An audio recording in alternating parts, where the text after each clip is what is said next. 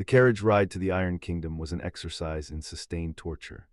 The wheels groaned over the uneven road, a constant reminder of our passage from the vibrant lands of my home to the stark, unforgiving territory of the Iron Kingdom. Outside, the landscape bled of color, the rolling green hills giving way to jagged, gray peaks that clawed at an overcast sky. Kaelen sat opposite me, his long legs stretched out, invading my space. He had removed his ceremonial armor, leaving him in a white linen shirt unbuttoned at the collar. It revealed the tanned expanse of his throat and the hint of an intricate tattoo spiraling down his chest.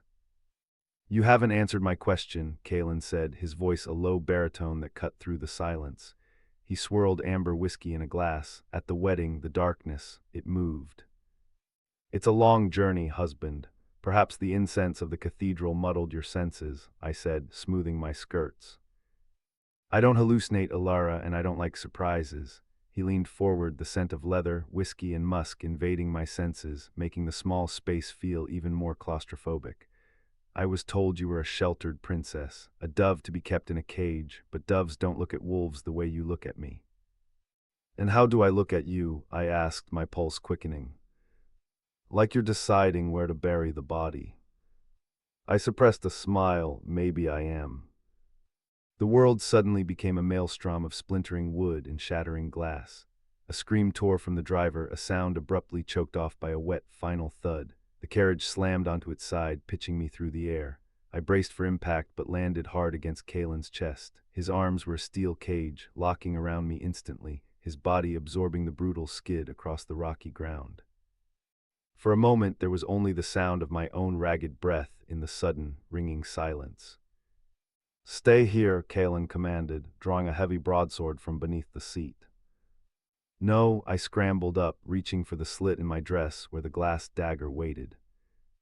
Kaelen kicked the door open and dragged me out into the cold, driving rain. We were in a narrow mountain pass. Surrounding us were a dozen men in ragged cloaks, mercenaries, assassins. "Iron Prince," one shouted, "your head is worth a kingdom today." Kaelen shoved me behind him. "My brother sent you, didn't he? Tell that coward to come himself." They charged. Kaelen was a whirlwind of focused violence. His broadsword was not an elegant weapon. It was an extension of his own brutal strength, cleaving through leather and bone with terrifying efficiency. Rain and blood mingled in the air. He moved with a dancer's deadly grace, a stark contrast to the savage outcomes of his blows, but there were too many. One assassin broke from the pack, lunging for me. I raised my dagger, but I didn't need to strike. A vine, thick as a python and covered in black thorns, erupted from the mud. It wrapped around the assassin's ankle, whipping him into the air with a bone-crunching snap. Kaelen froze for a microsecond, watching the man disappear into the brush. What in the hells? Another assassin moved to strike Kaelen's blind side. From the cliff face, a figure materialized, a sprite in a fedora and suspenders, holding a Tommy gun that fired bolts of green plasma. "Rat-a-tat-tat." The assassin disintegrated into ash.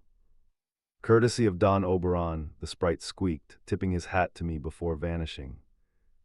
The remaining assassins, realizing they were fighting not just a prince but the supernatural Mafia, fled into the night. Kaelen spun toward me, his chest heaving. He advanced on me, backing me against the cold, wet wood of the carriage. He pinned my wrists in one hand above my head, his body pressing flush against mine, a wall of heat and muscle that stole my breath. His eyes were wild, a tempest of fury, suspicion, and an arousal that mirrored my own. I could feel the hard ridge of his desire pressing against my hip, an undeniable truth in the midst of chaos and magic. "Who are you, Elara?" he growled, his face inches from mine. "And what have you brought into my kingdom?"